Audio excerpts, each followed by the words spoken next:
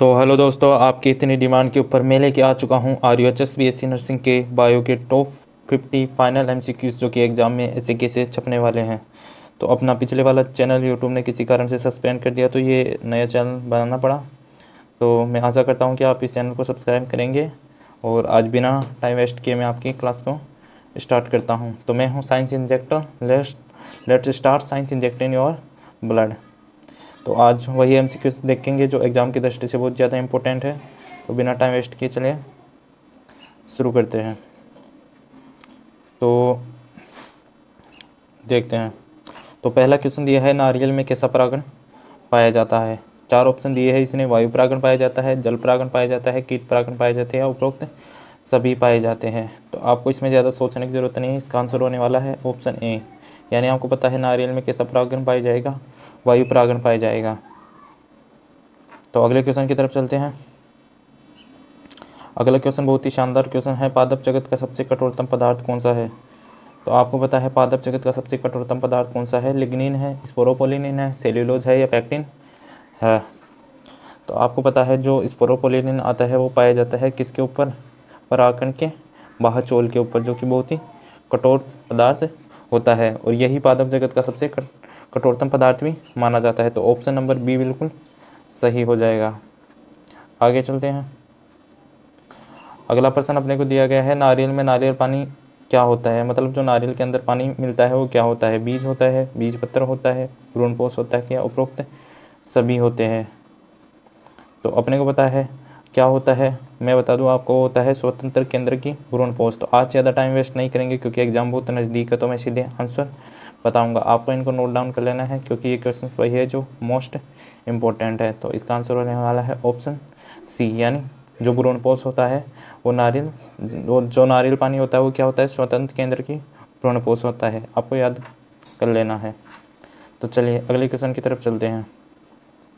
अगला क्वेश्चन आपकी स्क्रीन पे आ चुका है। वर्षण की क्रियात्मक इकाई होती है। तो वर्षण होता है जिसकी क्रियात्मक इकाई क्या होती है। रेतानल इकाई होती है, सिरोसा होती है, शुक्रवाहिनी इकाई होती है, शुक्रवाहक होता है। तो अपने को पता है शुक्रवाहिनी इकाई, शुक्रवाहक तो किसके अंदर पाई जाती है, वर्षण के अंदर पाई जाती है। इसकी क्रियात्मक इकाई होती है रेता नलिकाएँ। तो आपको याद कर लेना है रेता नलिकाएँ क्या होती है, वर्षण की क्रियात्मक इकाई होती है। तो ऑप्शन ए बिल्कुल सही हो जाएगा। और अगर आपको पूछे वर्षण की बाहरी परत क्या बोलते हैं, तो इसको बोलते हैं सिरोसा, यानी ऑप्शन बी। तो आगे चलते हैं। क्वेश्चन नंबर 5 अपने को दे रखा है, सगर्भता बनाए रखने हेतु अपना द्वारा कौन से हार्मोन स्रावित किए जाते हैं। यानी जो प्लेसेंटा होता है वो प्रेगनेंसी को बनाने के लिए कौन से हार्मोन स्रावित करता है। तो 3 ऑप्शन दिए गए हैं। HCG करता है, HPL करता है, प्रोजेस्टेरोन करता है या उपरोक्त सभी करता है। तो अपने को पता है ये तीनों ही हार्मोन क्या होते हैं, अपना द्वारा स्रावित किए जाते हैं। तो ऑप्शन नंबर डी बिल्कुल सही हो जाएगा। तो प्यारे छात्रों में समय को देखते हुए आपको थोड़ी स्पीड में पढ़ा रहा हूँ। तो आप सिर्फ क्वेश्चंस के आंसर देखने की कोशिश करें। और अपना चैनल यूट्यूब ने किसी कारण से सस्पेंड कर दिया है, मैंने यूट्यूब को नोटिस भेजा है, जल्दी अपना वो चैनल शुरू हो जाएगा। तो अगला क्वेश्चन अपने को दे रखा है, ऑक्सीटोसिन हार्मोन का कार्य है। तो ऑक्सीटोसिन हार्मोन का कार्य गर्भाशय संकुचन है, LH सर्ज है, कार्पस ल्यूटियम बनाना है या उपरोक्त में से कोई नहीं है।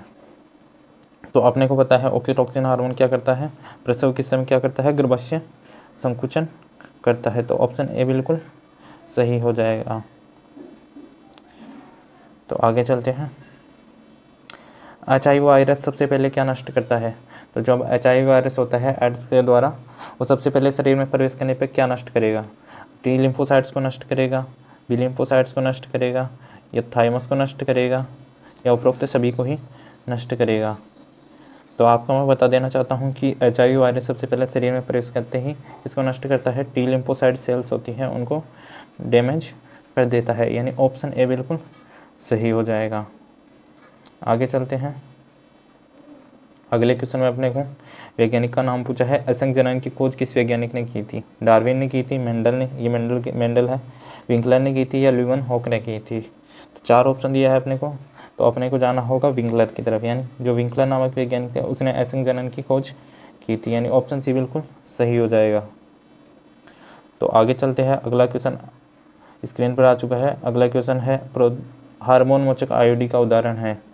जो हार्मोन मोचक आईडी होती है उसका उदाहरण है प्रोजेस्टाट है, एलर्जिन 20 है, ए व बी दोनों है या उपरोक्त में से कोई नहीं है। तो अपने को पता है जो प्रोजेस्टाट होता है वो भी हार्मोन मोचक आईडी है और एलर्जिन 20 भी हार्मोन मोचक आईडी है। इन दोनों का नाम आपको याद कर लेना है। तो ऑप्शन ए व बी दोनों क्या हो जाएंगे, करेक्ट हो जाएंगे। तो ऑप्शन सी को आपको टिक करना होगा। आगे बढ़ते हैं। अगला क्वेश्चन नंबर 10 अपने सामने आ चुका है। एमटीपी कितने सप्ताह तक सुरक्षित है? तो आपको पता होगा कि एमटीपी कितने सप्ताह तक सुरक्षित है। 4 ऑप्शन दिया है, 8 सप्ताह तक, 9 सप्ताह तक, 11 सप्ताह तक या 12 सप्ताह तक। तो मैं आपको बता देना चाहता हूं कि जो एमटीपी होती है वो कितने प्रथम तिमाही तक सुरक्षित मानी गई है। और एक महीने में कितने सप्ताह होते हैं, 4 होते हैं। तो 4 3 12 यानी 12 सप्ताह तक क्या होती हैं, सुरक्षित होती है मेडिकल टर्मिनेशन ऑफ प्रेगनेंसी। तो आगे बढ़ते हैं। अगला क्वेश्चन अपने को दिया गया है, सीडीआरआई लखनऊ ने विकसित की थी। तो सीडीआरआई लखनऊ ने इनमें से क्या विकसित किया था? सहेली गर्भ निरोधक, माला गर्भ निरोधक, साथी गर्भ निरोधक या इनमें से कोई नहीं।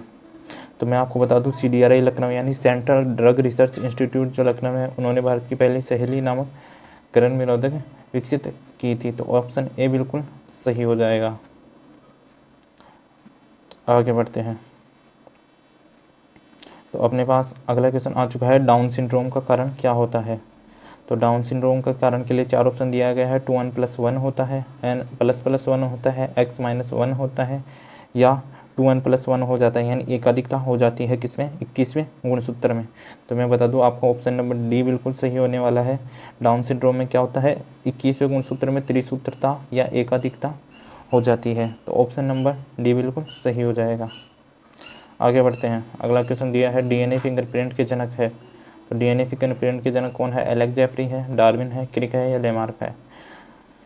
तो 4 ऑप्शन दिए हैं। बहुत ही शानदार क्वेश्चन है। तो इसका आंसर होने वाला है एलेक्स जेफरी। जो एलेक्स जेफरी नामक वैज्ञानिक था वो क्या था, डीएनए फिंगरप्रिंट का जनक माना जाता है। अगले क्वेश्चन की तरफ चलते हैं। अगला क्वेश्चन अपने को दिया गया है, खोजा गया पहला प्रतिबंधन एंजाइम था। तो इनमें से कौन सा पहला प्रतिबंधन एंजाइम था? इकोआर फर्स्ट था, इंद सेकंड था, इंद फर्स्ट था या भारत सेकंड था? तो ये बहुत ही ज़्यादा कंफ्यूजन करने वाला है। ऐसे क्वेश्चन आपको एग्जाम में पूछे जाएंगे, लेकिन इसका आंसर होने वाला है बी यानी हिंद सेकंड जो एंजाइम था एंडोनिक्लेज वो पहला प्रतिबंधन एंजाइम था। आगे बढ़ते हैं। 14वां क्वेश्चन आपको पूछा गया है, सहलगनता शब्द किसने दिया था? तो इसको 4 ऑप्शन दिए गए हैं। मॉर्गन ने दिया था, डार्विन ने दिया था, लेमार्क ने दिया था या गोसे ने दिया था? तो मैं बता दूं इसका आंसर होने वाला है मॉर्गन ने। यानी जो मॉर्गन था जिसे आधुनिक आनुवंशिकी का जनक भी कहा जाता है, the father of modern genetics भी कहा जाता है, उन्होंने क्या किया था, सहलगनता शब्द दिया था। तो ऑप्शन ए बिल्कुल सही होने वाला है। आगे चलते हैं। क्वेश्चन नंबर 15 की तरफ बढ़ते हैं। सिकल सेल एनीमिया कैसा रोग है? कैसा रोग है? आनुवंशिक रोग है, बिंदु उत्परिवर्तन वाला रोग है, गुणसूत्र परिवर्तन वाला रोग है या डीएनए उत्परिवर्तन वाला रोग है? तो आपको पता ही होगा सिकल सेल एनीमिया कैसा रोग है, बिंदु उत्परिवर्तन वाला रोग है। तो ऑप्शन बी बिल्कुल सही हो जाएगा।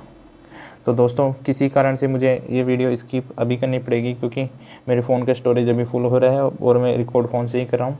इसलिए अगर आपको पार्ट 2 चाहिए तो आप मुझे कमेंट में कमेंट करके भेजिए।